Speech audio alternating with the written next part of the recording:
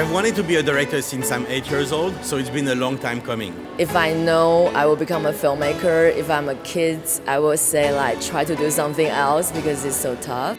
The dream scenario for any filmmaker is to get a hotshot producer to greenlight their next project. At the 2024 edition of Sundance Asia, these local filmmakers had 3 minutes to convince Hollywood producers that their dream project was the next big film worth betting on.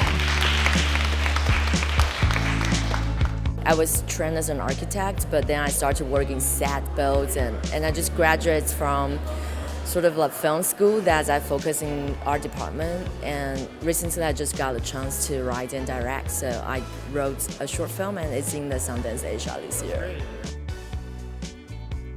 Because we do corporate videos together, and like a few months back with Shawen, we said like, we are so tired of doing corporate, we should do some like really weird together, and that's when DVD Man came to life. And I was like buying a lot of like DV cameras just like out of boredom, so I just shot a lot of like music videos and things like that, and he thinks that looks good. He actually made a vacation movie with the DV cameras that he has. I was like, oh my god, this is so weird. We want to use it in the movie. So actually, it's kind of like the story came from the DVs themselves. We had to find something where we would use his weird old cameras.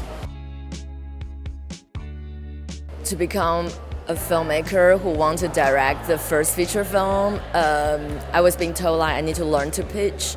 So I'm actually not really good at pitching, and I totally don't remember what I said. But however, this opportunity, I think I needed to embrace more, because even you're an introvert, just cannot be shy on these kind of events if you want to make your film. And they invite such amazing producers to attend Sundance Asia. I'm very grateful. I didn't expect to see someone who made Dope and someone who actually, like made money, and it was just amazing. Yeah.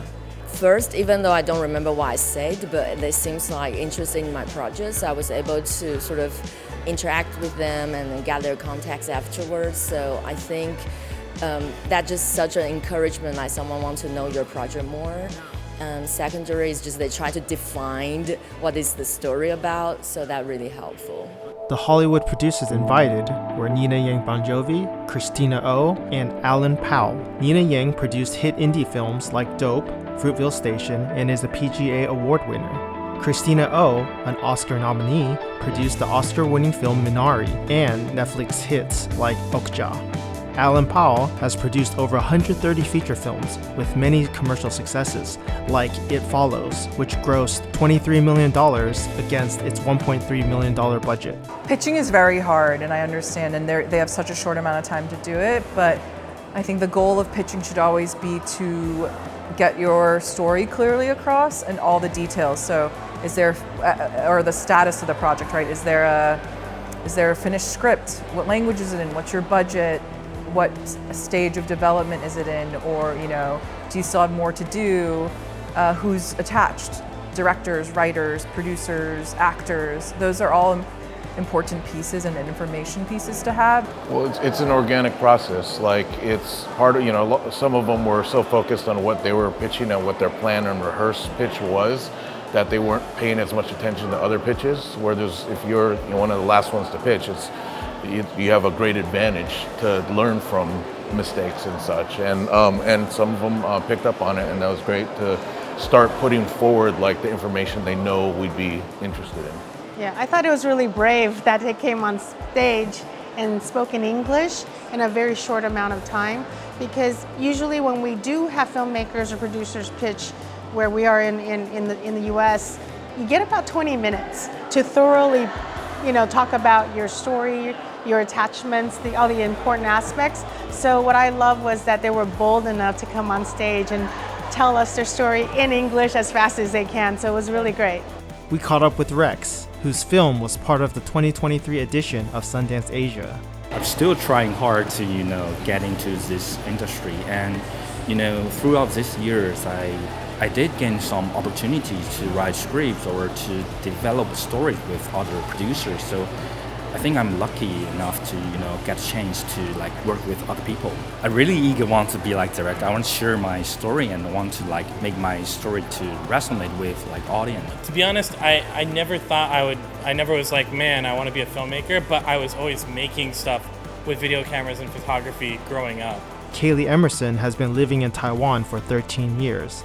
And like many local filmmakers, their dream film is inspired by a very personal story. The real reason that I came here, though, is to escape the loss of my father and having to think of his passing.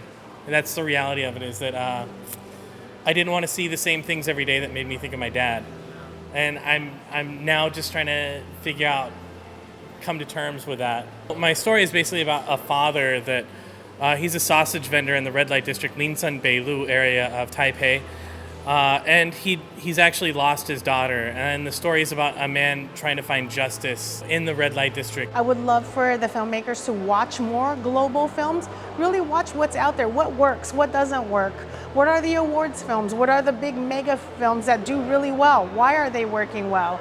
And that way the community is less insular and become more competitive, so they can level themselves to be on a more global market. Feel like it's just to be a little bit more aware of what's going outside of Taiwan, and then you'll be able to move the needle with the stories that you tell.